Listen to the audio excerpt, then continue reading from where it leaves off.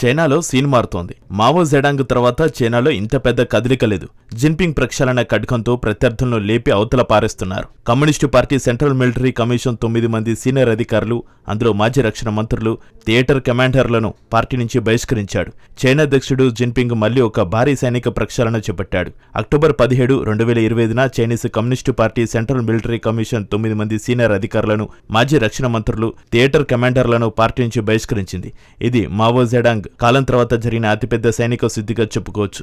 ఇదంతా అవినీతి వ్యతిరేకంగా అని చైనా చెప్పుకుంటున్నా తనకు ఎదురు తిరిగేవారు ఉండరాదన్న ఉద్దేశంతో జిన్పింగ్ ఉన్నట్టుగా భావిస్తున్నారు. 2012లో అధికారం చేపట్టిన జిన్పింగ్ తన పదవీకాలమంతా అవినీతి వ్యతిరేక యుద్ధం పేరిట ప్రత్యర్థులను తొలగించడానికే ప్రక్షాళనలను వినియోగిస్తున్నారన్న విమర్శలు మూటగట్టుకుంటున్నాడు.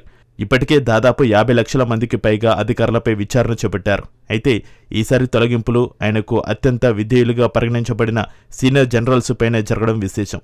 జిన్పింగ్కి 2 ప్రధాన సవాళ్లు ఉన్నాయి. వారసత్వ సమస్య, సైన్యంలో పెరుగుతున్న అవినీతి.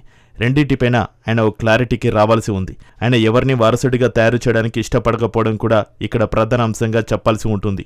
ఎందుకంటే అది తన అధికారానికి సవాల్ అవుతుందని ఆయన ఆందోళన చెందుతున్నారు.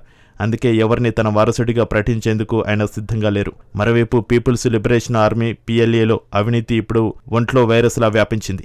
సైనిక కొనుగోళ్లు, ప్రమోషన్లు, ఆయుధ వ్యవస్థల కాంట్రాక్టులు అన్ని అవినీతి చుట్టూ తిరుగుతున్నాయి. ఈ పరిస్థితిలో జిన్పింగ్ 2 రకాల వ్యూహాన్ని అనుసరిస్తున్నారు. ఓవైపు అవినీతి పేరుతో సీనియర్ సైనికులను తొలగిస్తూ, మరోవైపు ఆధునిక సాంకేతికత ఆయుధాలతో PLAని పూర్తిస్థాయిలో మార్పులు చేస్తున్నారు.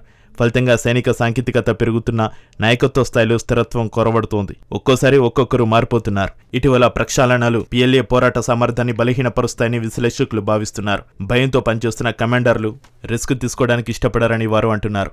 అయినప్పటికీ జిన్పింగ్తో ఎవరు కూడా శత్రుత్వం పెట్టుకునేలా లేరు. ప్రస్తుతం ఆయన చేతిలోనే సంపూర్ణ అధికారం ఉంది. అందుకే పెద్దలందరూ ఆయనకు విధేయులుగా వ్యవహరిస్తున్నారు.